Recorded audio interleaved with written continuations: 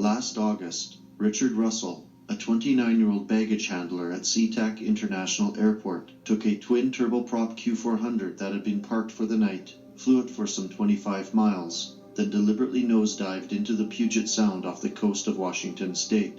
Among the despairingly poignant aspects of the final moments before Rich's death was his determination to execute a barrel roll before finding a solitary place to crash the plane.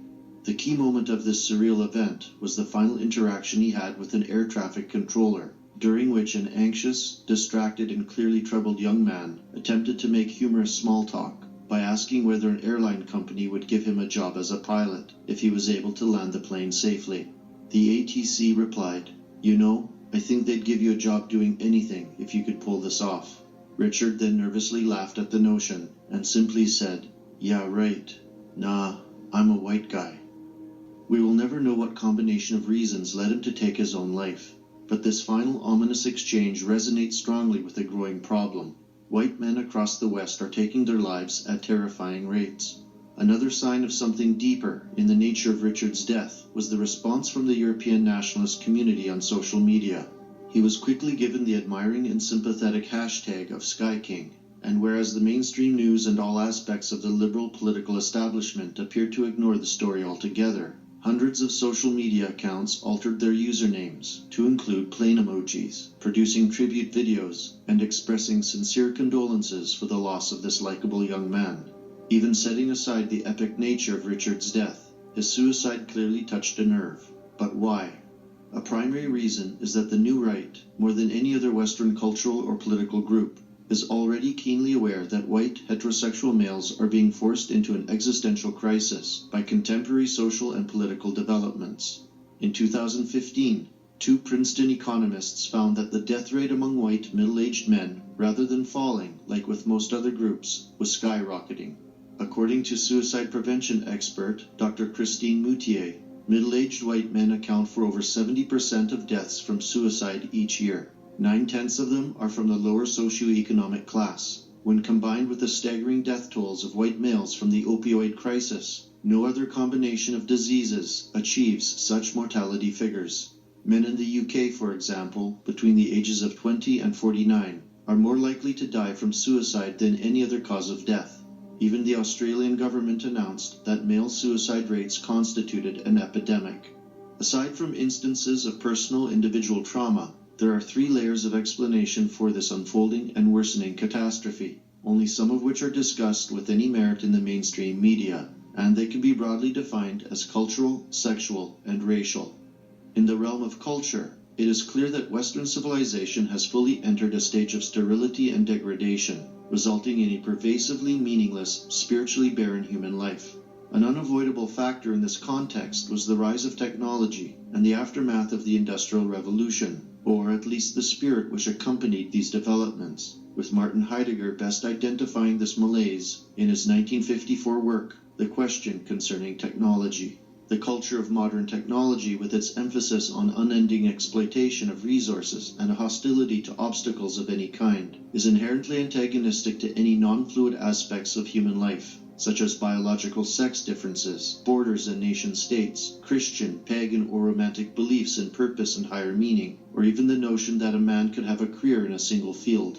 In fact, our entire education system is now built on providing students with sets of skills, rather than expertise in any particular field, the goal being the production of a pool of potential employees adaptable to a wider variety of surrogate situations. The Financial Times is now advising young graduates to prepare for at least 5 different careers during their lifetime, many graduating from college without a path or grand project by which to navigate their lives. Their existence is doomed from the outset, only to be dominated by transience and interchangeability, rendering them quite literally into spokes on a wheel.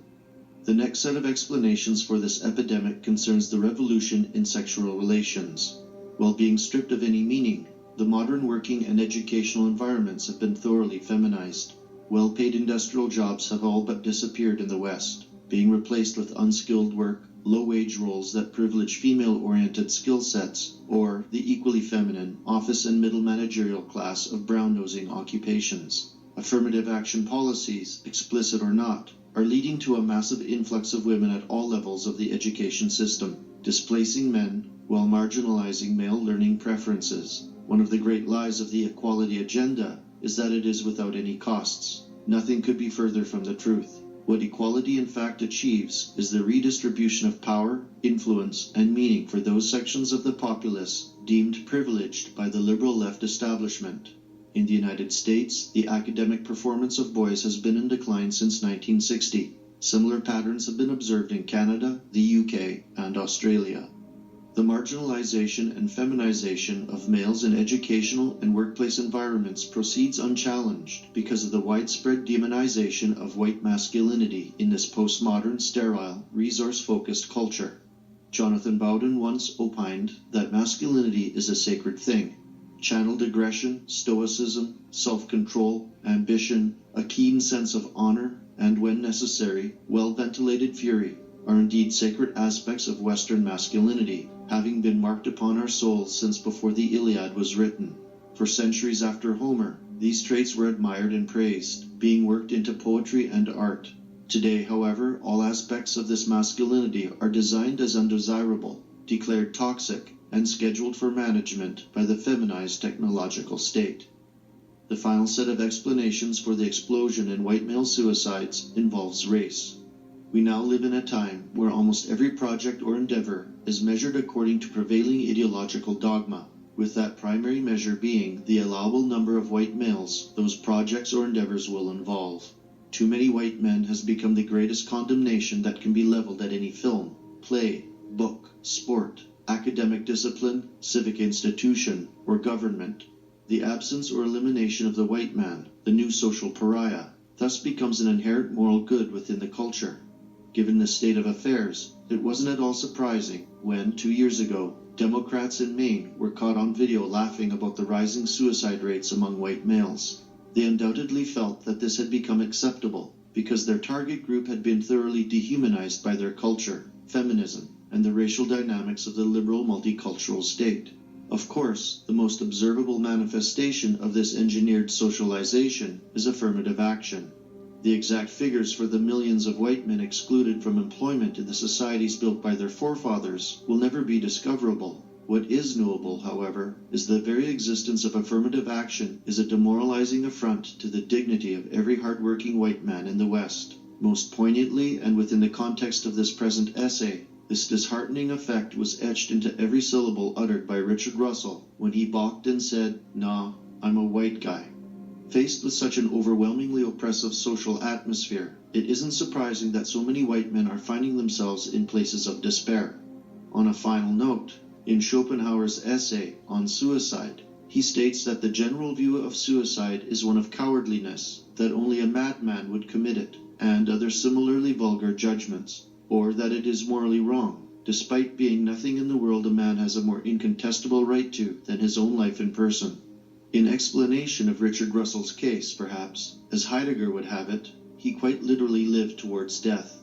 Faced with a life stripped of any meaning, only an end imbued with such gave him some last tangible feeling of control. Almost every aspect of his final moments could be understood this way, from the conversation with the air traffic controller to the barrel roll against the western sky. He could not determine how he lived, so he determined how he would die. And in this, perhaps, something meaningful can be derived.